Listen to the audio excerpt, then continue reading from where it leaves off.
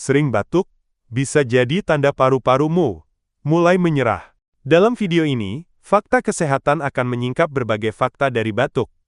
Apakah kamu tahu kalau batuk itu adalah peringatan pertama bahwa paru-paru kamu tidak baik-baik saja? Sobat-sobat, selamat datang di channel Fakta Kesehatan.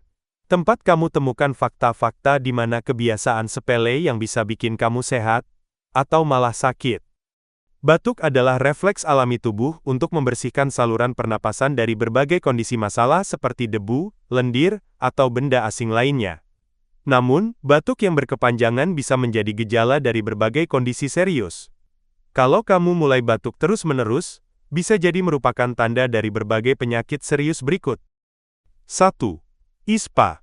Infeksi saluran pernapasan akut adalah infeksi yang menyerang saluran pernapasan, baik saluran atas maupun bawah.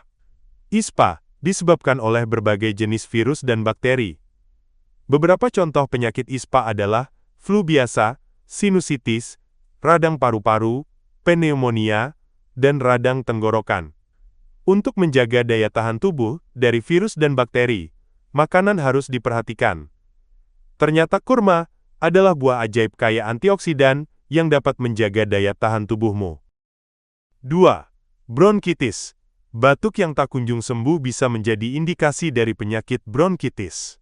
Bronkitis merupakan peradangan atau iritasi pada dinding bronkus, yang menyebabkan kamu batuk terus-menerus. Bronkus adalah pipa yang mengalirkan udara dari tenggorokan menuju paru-paru. Konon minum susu steril bisa membantu membersihkan paru-paru.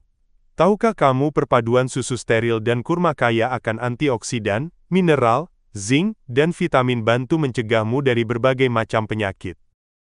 3. Kanker paru-paru. Batuk berdarah, suara serak, nyeri dada, dan penurunan berat badan tanpa sebab bisa jadi tanda kanker paru-paru. Ini bukan sekadar penyakit biasa, ini pembunuh diam-diam. Jangan kecolongan. Bangun kebiasaan baik untuk selalu jaga daya tahan tubuhmu. Sobat-sobat, ayo mulai jaga kesehatan paru-parumu dan tingkatkan daya tahan tubuhmu dengan konsumsi susu steril dan kurma. Satu kebiasaan baik, mulai dari sekarang.